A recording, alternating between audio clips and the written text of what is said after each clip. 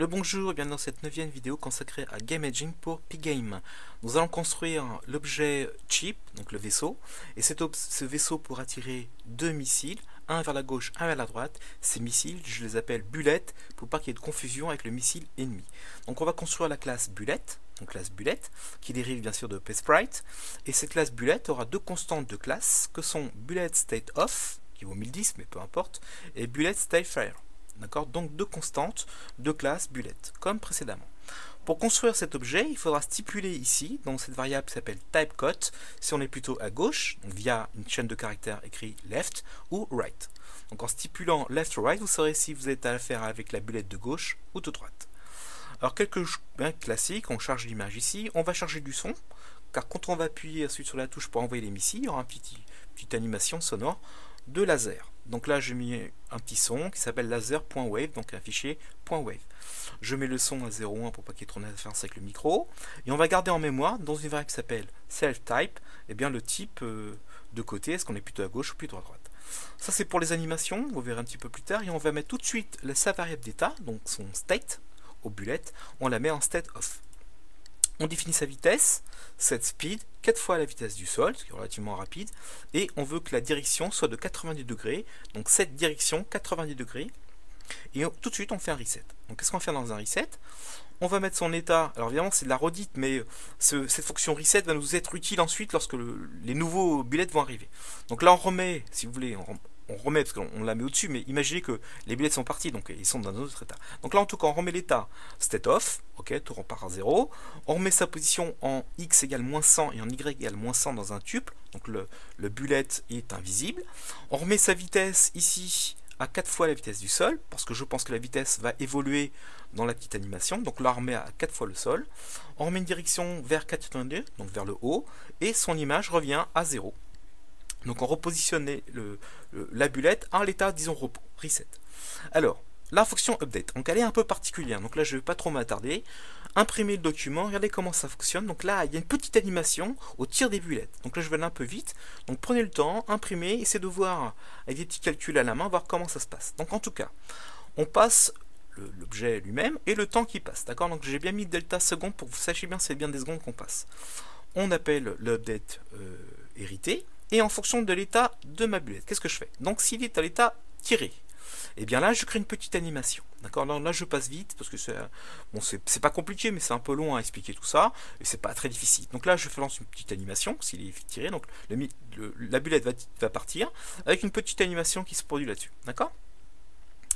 Et donc là je regarde, et si le temps s'est écoulé par rapport à lives, donc live c'est le temps de vie de ma bulette, s'il dépasse 2, d'accord, 2 secondes, et bien si le temps qui s'est écoulé est passe 2, je remets ma bulette en route. Donc ma bulette ne pourra durer que 2 vies, ne pourra durer qu'en vie que 2 secondes. Pardon. Dans le fire action, et bien c'est là où on tire la bulette. Qu'est-ce qu'on lui définit? Un peu comme le missile, on va lui passer un tuple de la position. Donc je veux que ma bulette soit à cette position-là. Je passe... Et je passe, attention, si ma bulette est en état de tirer, donc s'il est déjà parti ma bulette, et bien si je veux retirer à nouveau, et je ressors ici, je n'ai pas le droit de faire tout ce qui se passe là. En fait, je n'ai le droit de tirer une bulette que s'il est dans un état de off. Donc si ma bulette est dans un état de tirer, donc fire, je ne peux pas à nouveau tirer. Alors pourquoi? Ça évite d'avoir des tirs continus et ça donne un peu de piment au jeu. D'accord? Donc je ne pourrai tirer que si je suis dans un état off. Si je ne suis pas dans un état off, je ressortirai d'ici.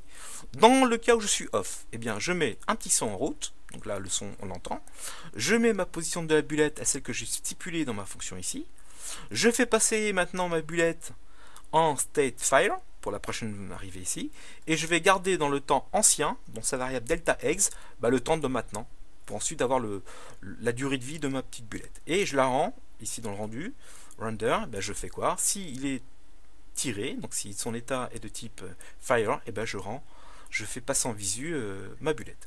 Alors le chip c'est très compliqué, donc là je vais aller un peu vite, donc imprimer la chose, essayer d'analyser le code pour bien comprendre ce qu'on a fait. Donc le chip, évidemment, il a aussi des états, soit il est vivant, donc il est en state on, soit il est touché, il est en state touched. Donc deux états, deux variables constantes de type chip. D'accord? Donc là, classique, on va créer ici le chip, on va charger la mémoire du chip, on va le positionner à 400x 500 en Y, Sa vitesse actuellement vaut 0, donc il ne bougera pas. Sa direction vaut 0, d'accord.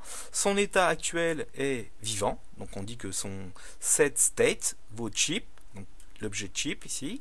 On va chercher la constante qui vaut chip state on ici. Et on va créer on va créer un tableau dynamique, donc une liste Python, qui va contenir nos deux bulettes. Une bulette de gauche, une bulette de droite. Donc si je crée un barillet de munitions, si vous voulez, et dans lequel je vais mettre mes deux munitions. Donc là, je crée une liste vide. D'accord. Ici, c'est une liste qui est vide. D'accord. Et je vais maintenant les remplir. Mais pour les remplir, il me faut les créer, les objets. Donc je vais créer un premier objet qui s'appelle bullet left. Donc ma bulette de gauche, qui vaut bulette, et je lui passe left. Donc je viens de créer ma première bulette de gauche. Et je la passe dans bullets avec un S. Donc bullets contiendra mes bulettes. Et bullets append va contenir ma bulette de gauche. De même, je crée une bulette à droite, en lui passant ici right. Cette bulette de droite, je l'enregistre dans ma liste vide, qui était au départ, mais qui est maintenant pleine avec ma bulette de gauche, qui est maintenant pleine avec ma bulette de droite. Donc dans mon bullets, je dispose de deux bulettes, une de gauche, une de droite. Ensuite, ici, dans mes fonctions, ça me permet ensuite de faire bouger mon vaisseau. Donc, si je fais move left, je définis une vitesse de 10, je mets une direction de 180 degrés. Donc, je vais plutôt vers la gauche. Move right, donc je vais aller vers la droite, je me définis une vitesse de 10, je fais une direction de 0. Donc, je vais me déplacer selon θ égale à 0. D'accord. Move up, si je veux monter, je mets une vitesse de 5. Ben, tiens, je monte un peu moins vite que je vais à gauche ou à droite. Et j'ai une direction de 80 degrés. De même, pour faire move down, et ben, je vais faire 5. Et je lui définis une direction de 270. Et si je ne veux pas ni aller à gauche ni à droite, eh bien je ferai un no move. Et là je lui donne quoi? Une vitesse nulle, une direction nulle. Voilà, là il sera immobile. Et bien sûr, vous avez compris, j'ai une fonction update. Et dans cette fonction update, alors le problème c'est que ma bulette a besoin du temps qui passe pour voir sa durée de vie, parce qu'il ne peut durer que 2 secondes. Du coup, comme ma bulette appartient à mon chip, il faut que mon chip obtienne également ce temps qui passe. Donc je vais l'obtenir ici dans ma fonction update. Donc update obtient le temps qui passe. Ce temps qui passe, je vais le mémoriser et l'accumuler avec mon temps qui lui est propre, sa variable delta va être accumulée avec le temps qu'on passe là. Donc le temps s'accumule, s'accumule, s'accumule. On met update de l'objet irrité. On regarde s'il a tapé à gauche. S'il a tapé à gauche, il ne bouge pas de gauche. S'il a tapé à droite, il reste à droite. Donc je interdis à mon chip de dépasser l'écran de gauche et de dépasser l'écran de droite. S'il veut dépasser l'écran tout en haut, il ne dépassera pas, car je mettrai top égal à 0. Et s'il veut aller tout en bas de l'écran, je le bloquerai pour ne pas dépasser l'écran. Donc vous voyez, grâce à ces 4 fonctions-là, ce sont les limites, le chip reste confondu, reste inclus, si vous voulez, dans ma fenêtre. Il ne pourra pas sortir à gauche, ni à droite, ni en haut, ni en bas. Bien sûr, je dois mettre à jour mes bulettes gauche et mes bulettes droite, avec le temps qui passe cette fois, mais je passe le paramètre delta. Du coup, ils pourront calculer le temps de vie et voir si on a dépassé les 2 secondes. Et la petite animation qui va bien. Je vais rendre le rendu de mon chip, mais attention, il ne sera rendu que si et seulement si il est dans un état vivant. Donc si son état est égal à chip state, et bien là, je fais afficher mon image via mon screen. D'accord. Je mets à jour également mon bullet gauche et ma bullet droite. J'ai une fonction qui va pouvoir de tirer. D'accord. Comment je fais pour tirer? C'est très simple. Quand je voudrais tirer mes bullets, je ferai fire et automatiquement il fera quoi? Bullet de gauche, left, fire action. Donc il va appeler la fonction fire action de ma bullet de gauche en lui passant ici dans un tuple la position XY de ma bullet de gauche. De même pour ma droite. Ici je fais bullet de droite, fire action et je lui passe les distances qui va bien pour le point X et pour le point Y. J'ai ici une fonction qui s'appelle touchhead. Évidemment, le missile ennemi va pouvoir toucher notre chip. Et bien, qu'est-ce que je vais faire ici? Je vais faire passer son état. Ici, donc il faudra que je mette ici. Donc, il s'appelle chip. Parce qu'entre temps, j'ai changé le nom de mes variables. Donc, c'est pour ça que je change là. Et donc, vous aurez chip, state, touché. Voilà. Et quand il est touché, je ferai passer son état à toucher. Je mettrai une vitesse de 0. Et il fera une petite explosion, ça on verra un petit peu plus tard. Alors pour l'instant, la fonction explose, elle fait explosion. Donc on va afficher explosion, mais on ne le verra pas parce qu'on n'a pas pris en compte encore l'interconnexion des 2 rectangles que sont le missile, par exemple, et le chip. D'accord. Voilà. Donc elle est un petit peu compliquée, elle est un petit peu longue. Donc prenez le temps de bien analyser, imprimer la chose et analyser le script. Donc je vais créer bien sûr mon chip, ici dans ma fonction game. Donc cell chip égale chip avec un petit grand S et un petit S pour ma variable. Je lui passe bien sûr le screen. Et dans le shift, vous n'oubliez pas qu'à l'intérieur de ce shift, il y a deux objets que sont bullet gauche et bullet droite. Alors, dans les do events, donc c'est là que c'est important. Dans le do event, c'est là que je vais capter mes informations clavier. D'accord? Imaginez que j'ai appuyé sur la touche down. Donc je viens d'appuyer une touche. Et si cette touche vaut espace, et bien qu'est-ce que je fais? Je lui demande à mon chip de tirer.